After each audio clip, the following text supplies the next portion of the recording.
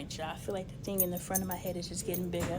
Whew. Does a detractor add to the forehead? Oh, boom. Alright, y'all. I'm in the first grade. I have encountered a young man who cannot read. Mom and Dad, that is a problem. That is not a school's responsibility. Your child should know how to read prior to entering kindergarten. Reading at least enough, because some kids get it faster than other kids. I get it. Caden can read with support because he needs to know that he can read. Caden can read if he actually sits down and he starts working through the vocabulary and working through the words. We also have a list of his sight words. I will put them up here. These are all the words that your child should know, according to this school. I don't know about the world, but these are all the words that you should know at a minimum by the time they finish kindergarten. Make your child flashcards. Drill them in whatever volume. I did the first row, and as he learns a new word, I add a new word, so he's constantly learning, and he's gonna have all his words down before, plus we read, okay? You have to understand that little black boys, the way that they determine how many beds they need in a prison, they determine it by the third grade. So if you are not setting your child up with the basics of the ability to read, what headspace is your child in, okay? All right. I got sidetracked. But y'all gotta take y'all's children education more seriously. Because the headspace, do y'all hear this ringing or is it just me? I think this ringing is outside of my head. Sometimes it's inside, but I think this is an outside the world ring. Anyway, you have to understand the headspace you are setting your child up, especially as a little black boy. We think about the issues that we have with our black men. Now we look at as parents of little black boys, and we're not necessarily supporting them for success. I went up to this little boy, and he's doing his work, but he's just filling random words in. So I walked up to him and I was like, can you read these words? He was like, no. I was like, okay, boom. That's why you're just filling in the blanks. You got it. So it's very difficult for a teacher who has a classroom, because the moment I started focusing on him, the class exploded. So again, that's our kindergarten, our kindergarten first, second. We're teaching our children how to be mindful of others, collective mindset, all of these things that are going to be beneficial to them. We're teaching them early so that I can take the time and support a child that needs extra support in the class, not go crazy, because they know how to self-manage themselves. I put on a timer and I said, you guys have 3 minutes to finish your snack. They had already had additional time, so I didn't just say eat in 3 minutes. They had already taken however many times, and I was like, okay, here's 3 more minutes. I want you to finish up and clean up and be prepared for the next task by the time this alarm goes off. Some of them were ready. I was like, you guys are self-sufficient. You guys aren't sitting around waiting for someone to tell you what to do. You're probably the kids that get up and get ready, and you're ready for school, and no one has to tell you. You're self-guided. Good job. Those of you who are like, I'm going to push it and I'm going to do until someone tells me you're waiting to be told. You're the type that likes to be dictated to.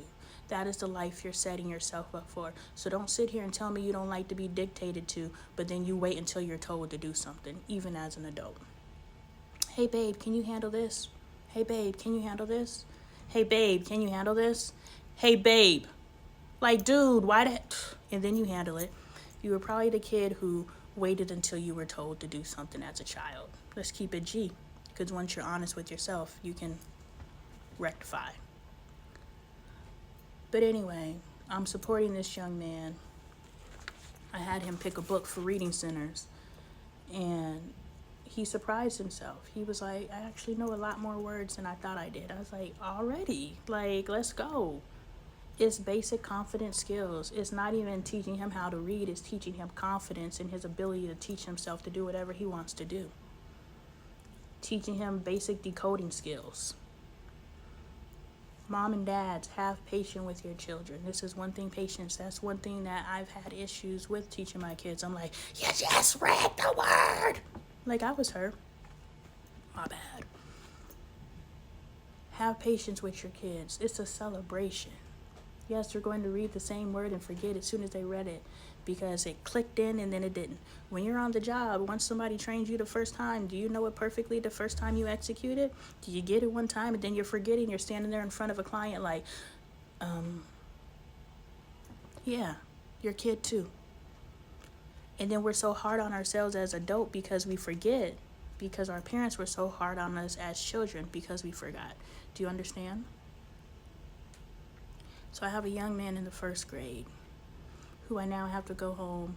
I don't have to, but I'm choosing to go home, print out my kindergartner sight words, put them on flashcards, write a note to his teacher and to his parents and say, have your son work through these flashcards. Tell his teacher if his parents aren't going to support him, you need to introduce him to these words so he can now go home independently, because we already know his parents either don't know or choose not to support him because the teacher's going to do it. I ain't no teacher. A teacher doesn't have time to teach your one child out of 23 kids who doesn't know how to read. You are setting your child up for failure. You are setting a young black man up for failure at a deficit that is already telling him that if it's too difficult, I can't do it. And for you to sit here and wait for someone outside of your legacy to make sure your child is up to par, you're playing yourself and you're playing your legacy and you're tearing your child down. What are the self-defeating ideologies that your child, I told him, I was like, if you tell yourself that you're smart, what are you going to think in your head? That I'm smart. If you tell yourself that you can't read, what are you going to think in your head? That I can't read. So make sure you tell yourself it's difficult. I'm learning. I'm teaching myself. But don't ever tell yourself that you can't read. I can read. Tell yourself that I can read. Okay? Y'all gotta stop playing with y'all's babies. That's all I can say. I'm a substitute. I ain't got nothing else to do but let all these kids run around while I focus on this one kid. And he did. He drew me a little picture. Came and said, can I give you a hug? I'm talking to him. I was like, look me in my eyes. Because that's the gateway to the soul. Don't look down. Look me in my eyes because I'm talking to you. But this young man has a very powerful name. I said, what is that? Is someone who holds that title down here or up here? And he was like, up here. So off top, your parents named you excellence. So how you moving? You moving down here or you moving up here? Up here. So don't you ever sit here and say, I can't do nothing. Because you are that which you are. What your name is, what your namesake is, you're him. So don't you ever play yourself again. That young man was like, can I give you a hug? Yeah, ain't nobody else speaking life into you, but I will. Got me in these Jeremy-ass schools for some reason. Every time I come here, I was like, man, if I was your teacher, I ain't got the energy to be no teacher. You understand? I am performing my ass off. Okay, guys, let's spell. D-O-G spells. It's a freaking performance. I can't do this every day, but you can. Teachers, get your game on. Kindergarten, 1st, 2nd. Parents, stop playing your legacy.